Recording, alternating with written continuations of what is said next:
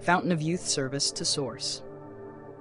Here is a short story about discovering that the Fountain of Youth is not a magical pool that preserves the body, but the living current of joy that begins flowing when we stop serving ourselves and allow love to serve through us.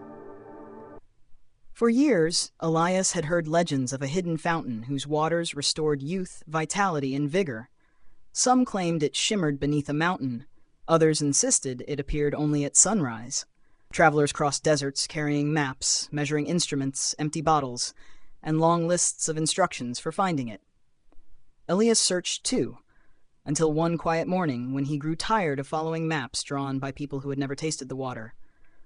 "I don't know where the fountain is," he admitted. "Show me."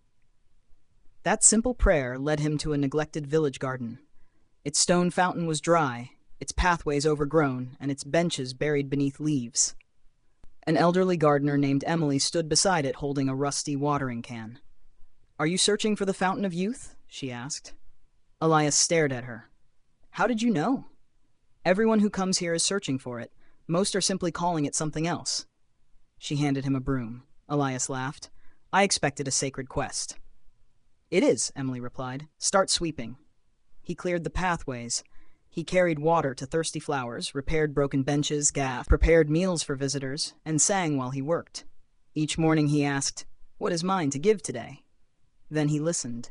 Soon songs began pouring through him, simple songs about love, forgiveness, laughter, and returning to the present moment. Children danced around the silent fountain, elders sang along. Travelers arrived exhausted and left smiling. Elias became so absorbed in creating and sharing that he sometimes forgot what day it was.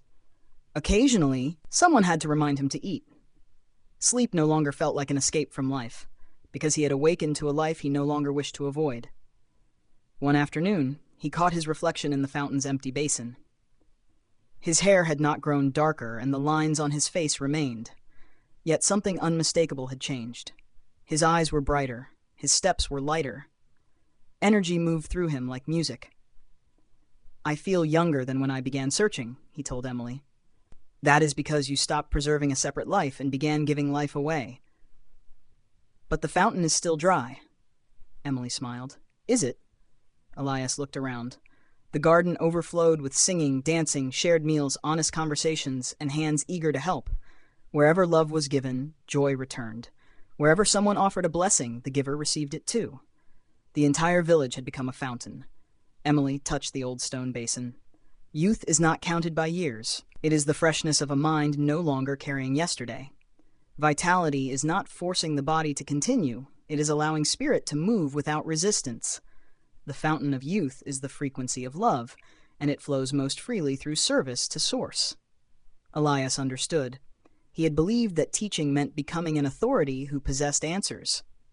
Yet every song he offered taught him what he still wished to learn. Every message of trust invited him to trust. Every lyric about forgiveness uncovered another place within him asking to be forgiven.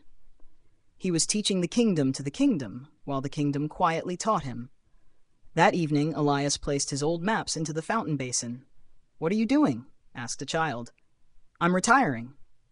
"From working in the garden?" "No," Elias said, laughing. "I'm retiring as my own teacher." He no longer needed to decide what life should teach him, where joy should lead him, or how service should look. His new vocation was listening, receiving, and letting Source express through whatever stood before him. At that moment, rain began falling into the stone basin.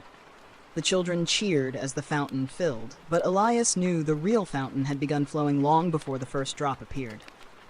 It flowed through every song created only to be given. It flowed through every story that reminded someone of the light within.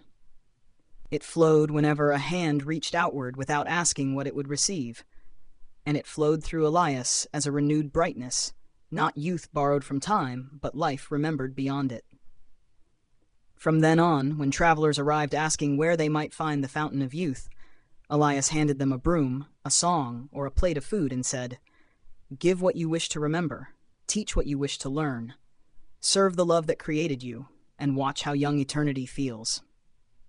May we sing, rest, and dance our way home together.